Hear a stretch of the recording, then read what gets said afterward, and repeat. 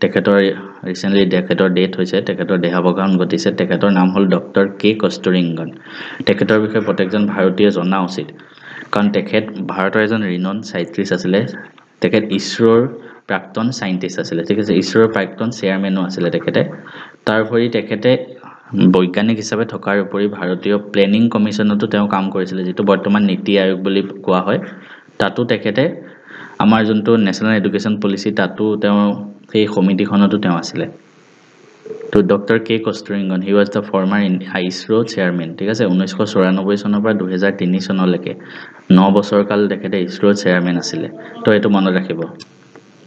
আৰু তেখেত 9 বছৰ কাল ইছৰো চেয়াৰম্যান আছিলে আৰু তেখেত বেংগলোৰ ৰিসেন্টলি দেহাৱসান ঘটে he played a pivotal role in the development of Chandrayaan 1 আমি চন্দ্ৰয়ানৰ বিষয়ে 5টা চন্দ্ৰয়ান আছে মানে 5টা হ'বলৈ গৈ আছে আমি গুটেকেটা চন্দ্ৰয়ানৰ অভিযানৰ বিষয়ে আমি ডিসকাস কৰিছিলো প্ৰথমবাৰ যেতিয়া চন্দ্ৰযান গৈছিলে 2008 চনত ফাৰ্স্ট টাইম গৈছিলে ভাৰতৰ প্ৰথমটো লুনাৰ মিশন আছিলে তো তেখেতে কিন্তু হেতুত মানে মুখ্য ভূমিকা অৱলম্বন কৰিছিলে তেখেতে নামটো মনত ৰাখিব কে কস্তুৰিৰংগন তাৰ উপৰি তেখেতে his oversight of successful operationalization of key satellite যেনেকৈ IRS India remote sensing series INSAT important satellite Indian national satellite full form to ইনসেটৰ ঠিক আছে ইয়াৰ উপৰি PSLV আৰু GSLV এই গোটেইবোৰ স্যাটেলাইটৰ তেওঁ অভাৰশ্বট কৰিছিলে তেখেত এগৰাকী মুখ্য বিজ্ঞানী আছিল মানে ভাৰতৰ তাৰ উপৰি তেখেত প্ৰজেক্ট ডাইৰেক্টৰ আছিলে of India's first two experimental earth observation satellite ঠিক আছে আৰ্থ অবজাৰভেশন স্যাটেলাইট কোন কেটা আছিলে ভাৰতৰ প্ৰথম ভাস্কৰা 1 and 2 তেখেত তাৰ প্ৰজেক্ট ডাইৰেক্টৰ আছিলে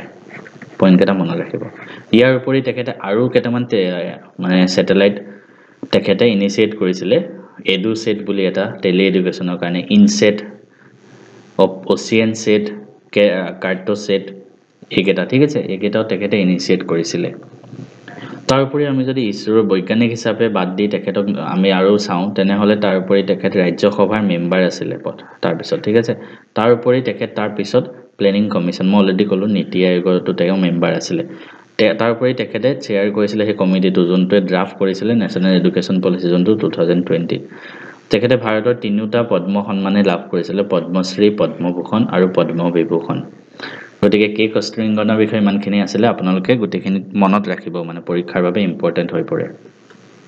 তাৰ পিছত এটা নিউজত আছে যে RBI reserve bank of India FEMA violation penalty APSC CSETৰ কাৰণে প্ৰিপাৰেচন কৰি আছে নেকি এই ভিডিঅ'টোত মই আপোনালোকক জনাম যে আমাৰ CSETৰ কোৰ্সটো যেটো লৈ আহিছে তাত কি থাকিব আৰু কেনেকৈ জয়েন কৰিব এই আমাৰ APSC CSETৰ কোৰ্সটোত আপোনালোকে লাভ কৰিব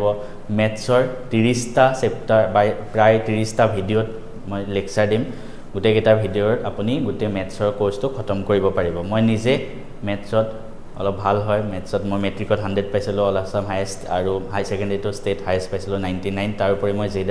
NDA ক্ৰেক কৰিছিলো ফাৰ্স্ট এটেম্পটত I was a BTech in NIT Silchar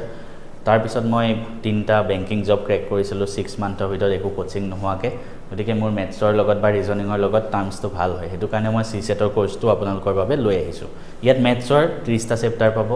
তাৰ উপৰি ৰিজনিংৰ 5টা চেপ্টাৰ পাব 5টা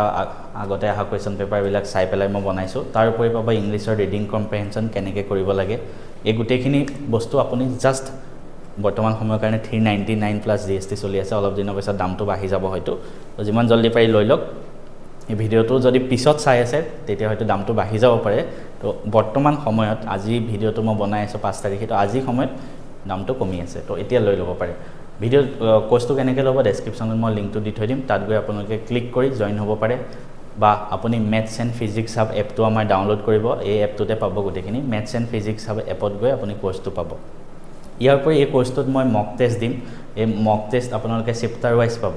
মানে PDF নহয় হা এক্সামত যেনেকৈ কৰিব লাগে টাইমাৰ চলি থাকিব ধুনীয়াকৈ এক্সাম এনভাইৰনমেন্ট লগাই তাত আপুনি ক্লিক কৰি গৈ থাকিব প্ৰত্যেকটো চেপ্টাৰ খতম হ'ব আমি মক টেষ্ট দিম গুটেখিনি আপুনি পাই যাব তাৰ উপৰি UPSCত আগতে আহা CSETত যিখিনি প্ৰশ্ন আছে হেখিনি মই আপোনালোকক সলভ কৰি দেখাম কেনেকৈ পৰীক্ষাত কম সময়ত কৰিব লাগে শৰ্টকাট কি এপ্লাই কৰিব লাগে গুটেখিনি বস্তু আপোনালোকে পাই যাব জয়েন কৰিবৰ কাৰণে মেথছ এণ্ড ফিজিক্স হাব এপত যাওক তাতে গৈ ফাৰ্ষ্টতে পাব what are you looking for এনেকৈ ৰেজিষ্টাৰ কৰিব যদি নাজানে ডেছক্ৰিপশ্যনত লিংক দি থৈ দিম চাই ল'ব তাৰপিছত তাত ক্লিক কৰিলে APSCটোত ক্লিক কৰিব APSCত ক্লিক কৰি আপুনি CSATৰ কোৰ্চটো পাব তাত পে নাও কৰিব গুগল পে দি পে কৰিব পাৰে ফোন পে দি পেটিএম দি পে কৰিব পাৰে ডেবিট কাৰ্ড দি পে কৰিব পাৰে নেট বেংকিং দি কাৰোবাৰ যদি সমস্যা হয় কিবা মোক কমেণ্ট কৰিব খালি এই কোৰ্চটো আপুনি লৈ লওক CSATৰ কাৰণে একো টেনশ্যন ল'ব নালাগে মই আছোঁ মই সকলোকে সহায় কৰিম